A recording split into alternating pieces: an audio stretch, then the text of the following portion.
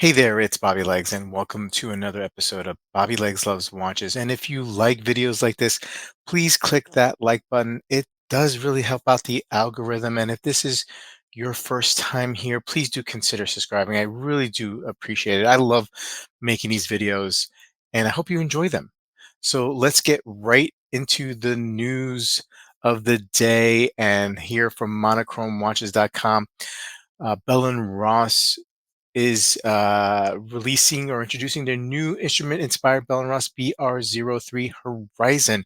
Bell& Ross heavily leaning on the pilot theme, aeronautic theme here for sure, right? With a lot of their variations of the B03. Now, series came out in 2005, and it had a 42 millimeter version or alternative to the 46 millimeter square shape airplane dashboard instruments inspired by the B01. Last year, the collection had a brand new core offering, and this year they're doing it again here. They have this, as they call it, the Horizon dial, which draws inspiration from an artificial horizon, a crucial gyroscopic cockpit instrument that informs pilots of the aircraft's orientation relative to the Earth's horizon, indicating pitch and bank. And you can see here the blue meaning the sky, I would imagine, and the black, the ground and the horizon line where the two meet. Yeah, the line is represented by the red decal here. So very interesting piece. You have the traditional or the very well, yeah, traditional. Let's call it traditional. Four screws on the case, very characteristic. That's the word I wanted to use of the B03 series and different straps. Square shape, not for everyone. Um, it's interesting. I like Bell and Ross. I don't know if I'd ever own one, but you never know. It's just not really for me. But I do like what they do. 41 millimeter case diameter, and it's a square case, 41 millimeters. 10.6 height, so relatively thin watch for a sports piece. 100-meter water resistance. It is powered by the caliber 327, which is a Salida 300 base movement with 54-hour power reserve. It's limited to 999 pieces, 4,900 euro. Okay. Moving on to the next release, and it's the new Ulysse Nardin Freak X Gumball 3000. I'm just not a big collaboration watch kind of guy.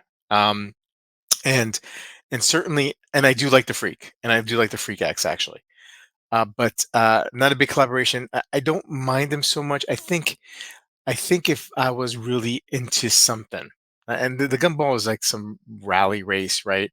Um, it's a high octane blend of luxury, adventure, and extravagance, and I'm sure there's a lot of famous people who are involved, and it's over 3,000 miles. I guess that's where the 3000 comes from, and this watch is commemorating 25th anniversary. Anyway, getting back to the collaboration thing, like I don't know. I don't mind them so much, especially like if it's an affordable piece, right?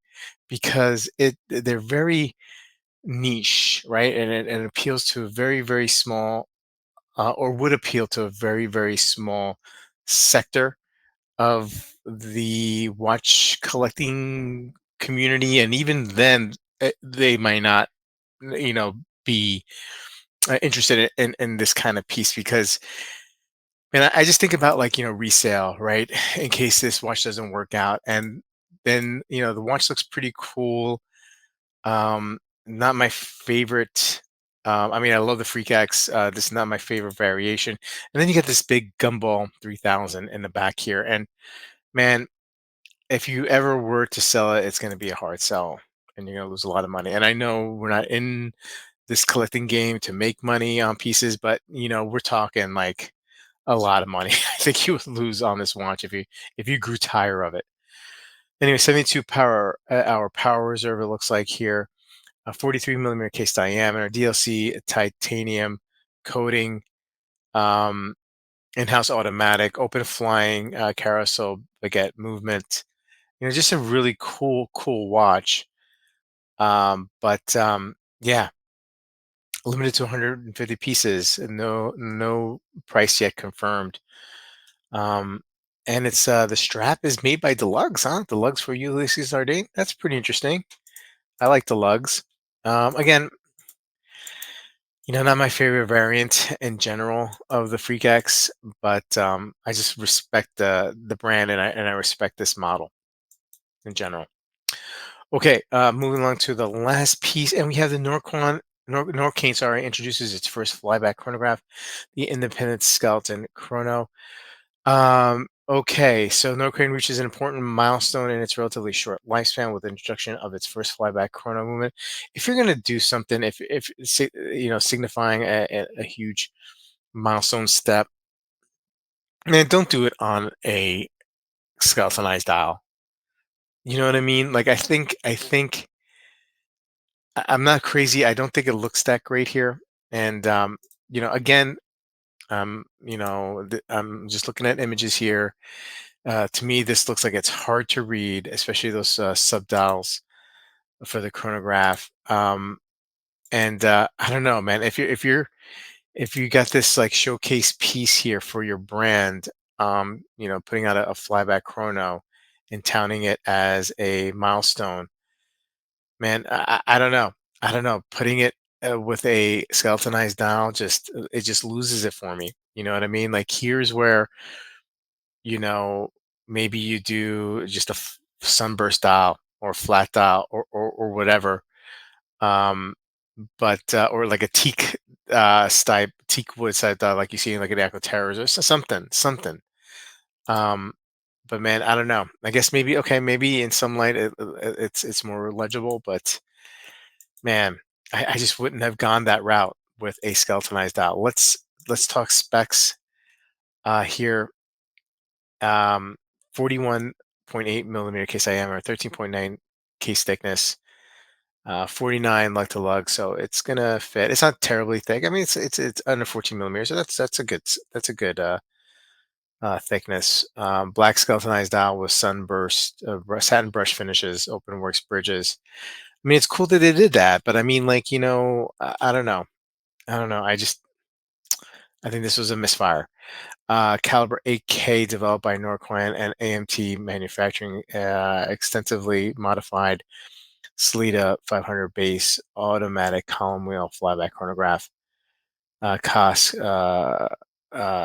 chronometer certified. Maybe 62 million hour power reserve. Maybe it's not a too big of a deal of doing this flyback chrono, but the article sure makes it like it's like a big deal, right? It's marking some sort of you know, moment in the brand. And if it's at that kind of level, then man, I think putting a skeletonized dial is not the way to go. 5,700 Swiss francs on rubber, 5,950 on trap. Hey, look, maybe limited to 600 pieces. Maybe I'm way off on this one. Anyway, I would love to hear what you have to say about this particular Reese and the Freak as well as the Bell and Ross. I hope you guys have a great day, and I will see you guys in the next video. Take care.